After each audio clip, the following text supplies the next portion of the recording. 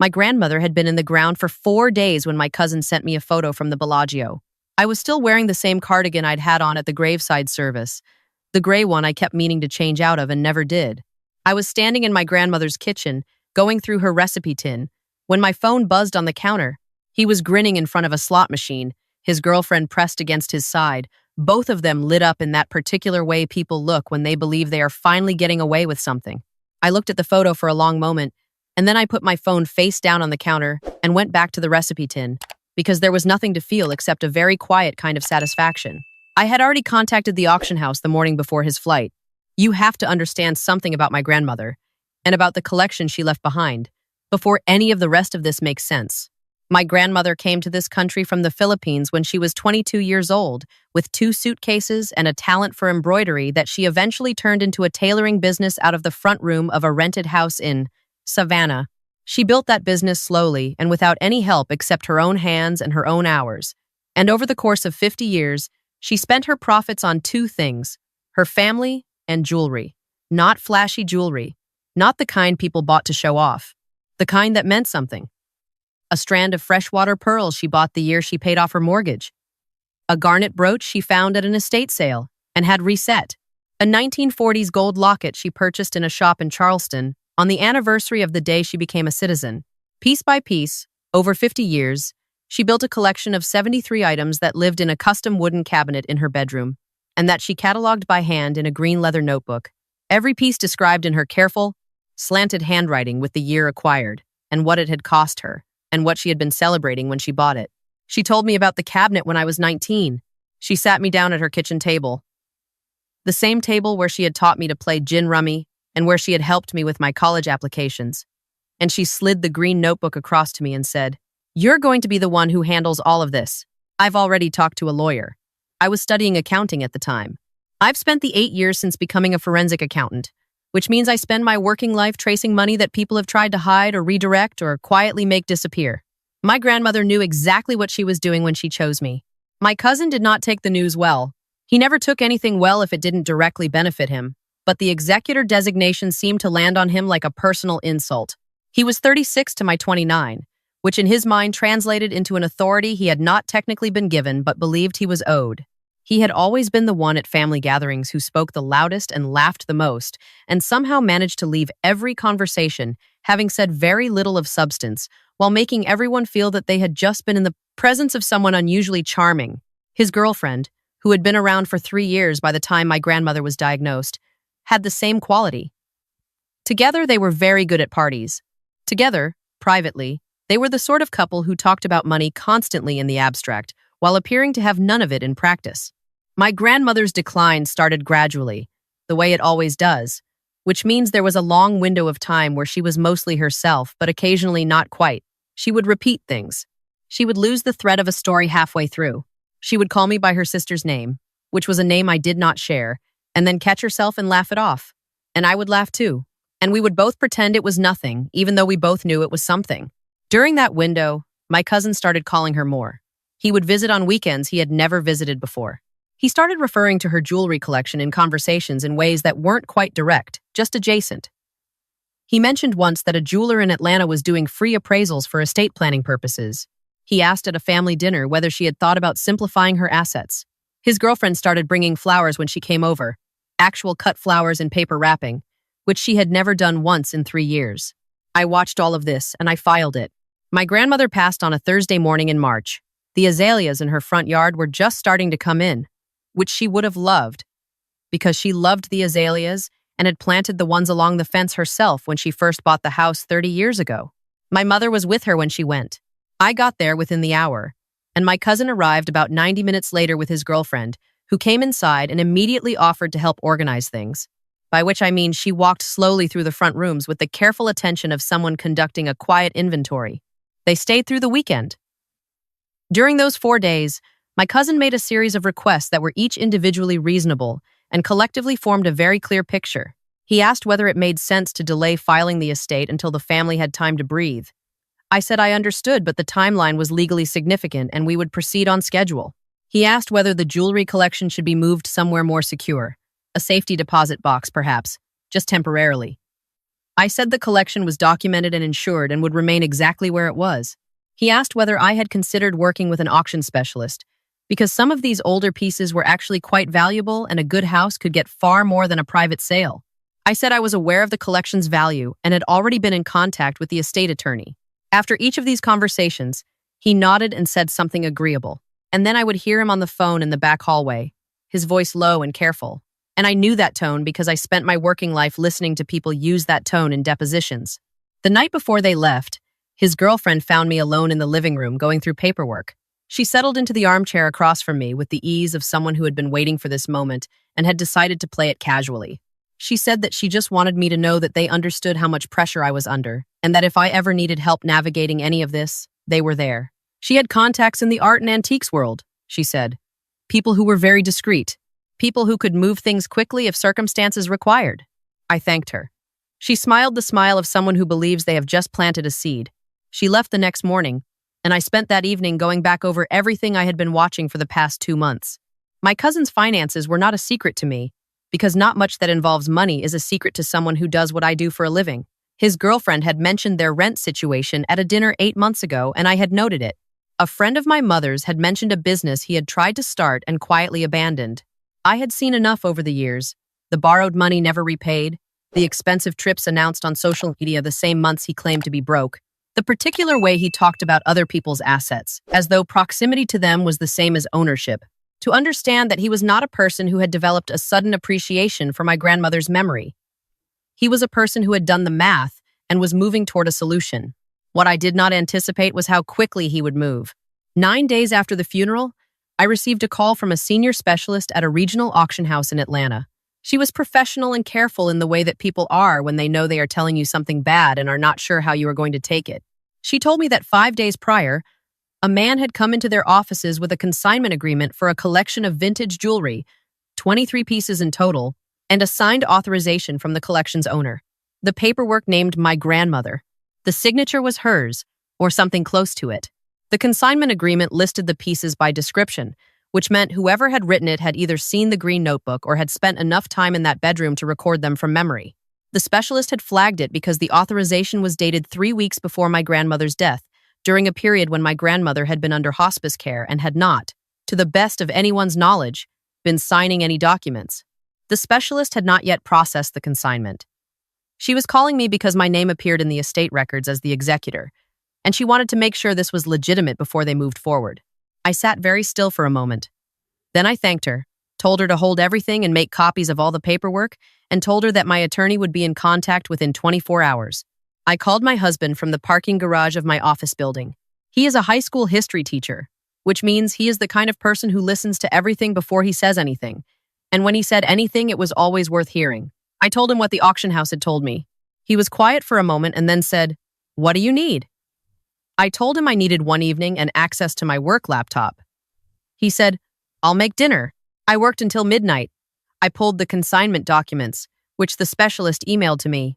I compared the signature on the authorization to the samples I had in my grandmother's estate files, the actual documents she had signed in the presence of her attorney 6 months prior, and the difference was visible to me within 60 seconds and would be visible to any expert within 30. I cross-referenced the 23 pieces listed in the consignment against the green notebook, which I had photographed in full the day after she died, and confirmed that they were the highest value items in the collection, totaling an estimated $178,000 at current market rates. I noted that the consignment agreement had been drawn up by a document preparation service, not an attorney, and that it had been notarized at a shipping center in a suburb of Atlanta. I called the auction house the next morning and formally withdrew the consignment on behalf of the estate. I arranged for the jewelry collection to be moved to a secured vault at my attorney's office. I filed a detailed report with the estate court documenting what had occurred, including a formal notation that the signature on the consignment authorization did not match authenticated samples and that the matter had been referred to my attorney for review. My attorney, who had been doing estate law for 20 years and who had the particular calm of someone who had seen every variety of human behavior and been surprised by none of it, listened to the whole account and said, "You have everything documented?" I said I did. She said, "Good. Now we wait." I did not contact my cousin. I let 3 days pass. I watched my phone. I had already set up monitoring on the auction house account, which was still technically open in a holding status, and I knew the moment he tried to follow up with them and found that the consignment had been withdrawn. The call came on a Tuesday afternoon. I was reviewing an unrelated file when my phone buzzed with his number. I let it ring twice. Then I answered. He led with anger, which was predictable. His voice had that particular high-tension quality I remembered from childhood. The one that sounded like aggression but was actually something closer to desperation, the sound of a person who had been very confident in a plan and had just discovered the plan had a fundamental problem. He said the auction house had told him the consignment was withdrawn. He said this was a mistake. He said the paperwork had been legitimate and I had no right to interfere. He said a lot of things in the first 60 seconds that were all variations of the same thing, which was that he was frightened and trying to perform confidence on top of the fear. I waited until he finished. Then I said, I know what the paperwork said. I also know that my grandmother was on continuous pain management under hospice supervision for the last 3 weeks of her life and could not have signed her name to a grocery list, let alone a consignment authorization for $78,000 worth of jewelry. Silence. I have the original authorization, I said. I have authenticated signature samples from documents your grandmother signed in her attorney's presence 6 months before the decline became significant. I have a written opinion from a forensic document examiner, which I obtained yesterday, confirming that the signatures do not match. I have the intake records from the document preparation service, which show the agreement was commissioned by an individual who is not named in my grandmother's estate in any capacity. And I have phone records showing 14 calls between you and a number registered to that preparation service in the 10 days following the funeral. He said nothing for a long time. I could hear background noise behind him. The particular ambient sound of a large hotel, air conditioning and distant conversation, and the soft chime of elevator doors. I had looked up the Bellagio photo he had sent me, and I knew what that background sound meant about how far from home he was and how short on options he currently stood. His girlfriend came on the phone. She always did when things became difficult, because she was better at pivoting, better at finding the seam in a conversation where warmth could be reintroduced as a strategy. She said my name with the particular softness of someone opening a negotiation. She said that there had been a misunderstanding, that things had been handled in a way that looked worse than it was, given how much stress everyone was under. That grief made people do things that were out of character, that surely we could find a way to discuss this like family. I let her finish. Then I said, I know you have 2 months of back rent on your apartment. I know the business he told everyone he was launching closed before it opened, because the investor he brought in walked away when the numbers didn't add up. And I know that because the investor is a second cousin of mine who told my mother over the phone, and my mother told me. I know that the 23 pieces he selected for that consignment represent almost exactly the amount needed to cover those obligations, with enough left for a trip to Las Vegas. I am not saying this to be cruel. I am saying it because you need to understand that I am not operating on assumptions, and this conversation is not a negotiation about what happened. The only thing being negotiated is what happens next. My cousin got back on the phone. His voice was flat in the way that voices get when all the performance has been removed and what is left is just the bare fact of the situation. He asked what I wanted. I told him I had 2 options, written out and already reviewed by my attorney. The first option was that they came home. They met with me and my attorney and signed a document formally relinquishing any contest of the estate and any claim to the jewelry collection beyond what the will specified. In exchange, I would not file the forgery complaint with the Chatham County Prosecutor's Office, which my attorney had already drafted and which, if filed, would constitute a felony charge under Georgia estate fraud statutes, carrying a potential sentence of 1 to 10 years. They would receive what my grandmother had actually left them in the will, which was a specific set of items she had described in her own handwriting. The dining room, sideboard, the set of blue and white serving dishes she had brought from Manila, and $15,000 from the estate savings account. The second option was that I filed everything I had, let the estate proceed through the courts, and let the public record reflect exactly what had been attempted and by whom. He asked, very quietly, whether I would really do that. He said it the way people say it when they are still hoping the answer is no, when they are counting on the fact that you care about keeping the family intact, that the cost of burning it down is too high for someone like you. They always count on that. They treat the fact that you love your family as a guarantee that you will absorb whatever they do to it. I said, yes, and I will. They flew back 3 days later. I did not offer to pick them up. I sent the address of my attorney's office and the time of the appointment and nothing else. My husband drove me downtown that morning. He made coffee before we left and handed me a travel mug and did not say anything unnecessary, which is one of the things I love most about him. He had the quality of someone who understood that what I needed was not reassurance, but company, and he provided it without being asked. My attorney's office is on the third floor of a building near the courthouse, and she had stayed past her usual hours to accommodate the meeting. She had set up the conference room with 2 folders on the table, and the kind of deliberate, neutral arrangement that communicates, without saying it, that this is a serious room and serious things are going to happen in it. She greeted everyone when they arrived with the professional warmth of someone who has no emotional investment in the outcome and whose only interest is the accurate execution of the law. My cousin sat down without looking at me. His girlfriend sat beside him with her arms crossed and her jaw tight. I sat across from them with my attorney beside me, and I felt, for the first time since my grandmother had passed, completely still. I slid the folders across the table and said, "The first folder is the complete accounting of the estate, including all assets, the withdrawal of the consignment, and the transfer of the jewelry collection to secured storage, all of which was executed legally under my authority as executor. The second folder is the evidence file, the consignment agreement, the signature analysis, the phone records, and the complaint my attorney has prepared for the prosecutor." My cousin looked at the second folder for a long moment. He had the expression of a man who had been playing a game he was confident he understood and had just realized the other person had been playing a different game entirely, one with different rules and a different kind of patience, and that he had lost it some time ago without knowing. My attorney told him the pages that required initials. His girlfriend stared at the table for a long time without moving, and then she picked up the pen, and then she put it down again, and then she picked it up again. My cousin signed first. She signed a minute later. The room was very quiet except for the pen on paper and then the sound of my attorney collecting the documents. We drove home through the city in the late evening. The azalea season mostly over by then, but a few late ones still going along the residential streets. My husband asked me how I was feeling when we were inside, with the door closed, and I stood in the kitchen for a while thinking about it before I answered. I was thinking about my grandmother at her work table, which was where she spent most of her happiest hours, bent over fabric with her reading glasses on and the radio playing, making something careful and considered out of raw material. She had a patience for that kind of work that I had always admired. She never rushed a seam. She said that the things that were worth making correctly, and that shortcuts showed. I told my husband I was okay. I meant it in the way that okay means you are not broken.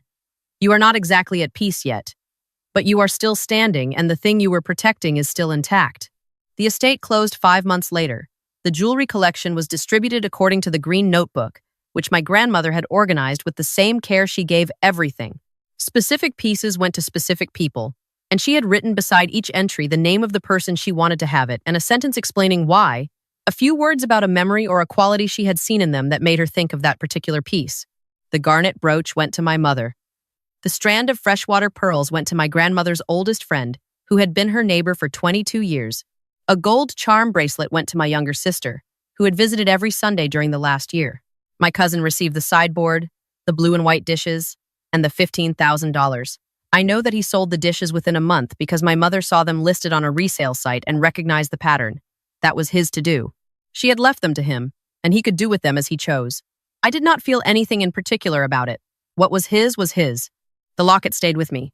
It was not in the will, technically, but there was a small envelope tucked into the back of the green notebook, sealed and labeled with my name.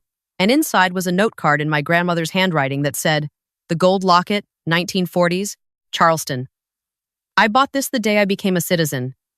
I want you to have it because you are the one who understands what it cost me to build all of this and what it means that it lasted. I keep it on my dresser.